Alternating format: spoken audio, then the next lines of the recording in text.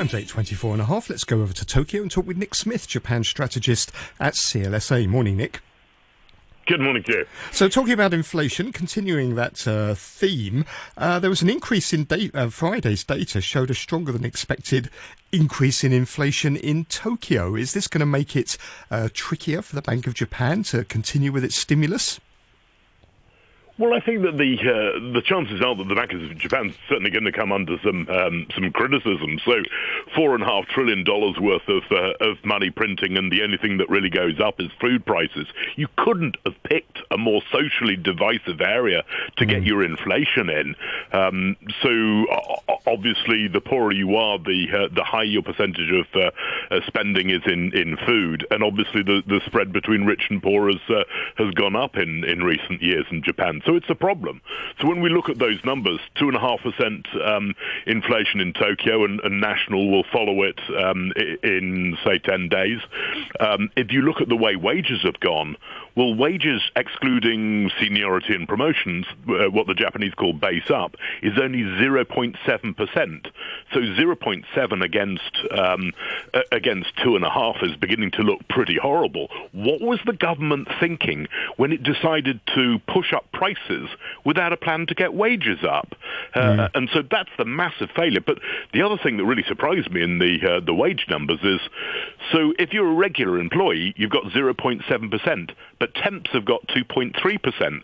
So it's like, there's a loyalty discount. Thanks very much for coming in every day. You're the person that's going to pay for that. And presumably the longer this inflation lasts, and also the weaker the yen gets, the greater the chances are the BOJ is going to have to make some kind of policy adjustments, isn't it? Because public discontent is going to grow.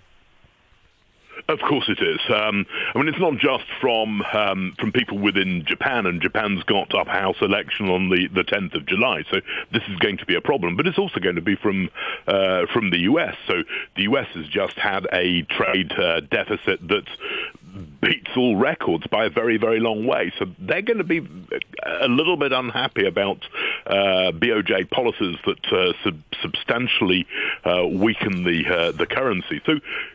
And all of this is happening at a time when we're about to come up for election of a new BOJ governor. So I think the chances are that there's going to be a lot of pressure for them to appoint someone who is a lot less extreme than Kuroda was. But if have they thought through really what the policy implications are of actually hitting their inflation target for the first time in decades, really, isn't it? We haven't seen, I know it's only around 2%, but nevertheless, by Japan standards, it's pretty high. Well, of course, it's extremely high. So over the last 3 decades, wages have gone essentially sideways in Japan, whereas they're up 48% in the US. And you cannot really get inflation while you can't get wages up. The two are joined together, and the money printing that they've had has just made the problem worse by sending real wage growth negative. So yes, this is going to be a serious problem. I think that the focus has really got to change from prices to wage hikes, and try and understand how it has been that wages have been so weak. And what I found was so interesting is that profits have tripled since 1995, and wages have gone sideways. And how much is inflation in Japan correlated to the labour market? Because we know that Japan is running out of people, basically, isn't it, to work? Yeah, I was surprised that it's highly correlated. Of course, the best measure of the tightness of the labour market, one from the BOJ, also correlates quite tightly with the tightness of productive capacity. And so, in a way, it's not surprising. But the two of them say, a shrinking population ought to cause you extreme labour shortage that ultimately ought to generate wage inflation and more general inflation. But I think between the two of them happening, what we have is serious political pain.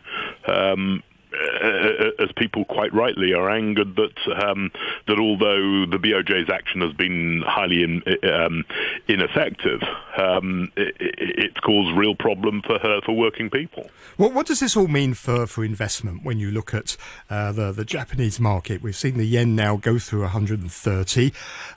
We've noticed that Japanese investors are dumping foreign bonds now with both hands and feet. What does it mean? Yeah, I mean, I think I said at the beginning of the year that the Japanese market would do very nicely, but for goodness sake, hedge the currency, and that's certainly been the case. So, so far the year-to-date TOPIX is off 7.5%, whereas the S&P is off 16% in local currency terms, and Europe's off even more than that. So, in local currency terms, it's fine, and you just had to hedge the currency. I think the chances are that the yen will stabilise a little bit stronger than it is at the moment. I think obviously you need to be lightening up on cyclicals at the moment. I think that the labour shortage, so recruitment, automation, and of course nuclear restarts are going to be major themes over the next couple of months. Nick, it's always a pleasure to talk to you. Thank you very much. That's Nick Smith, Japan strategist at CLSA in Tokyo.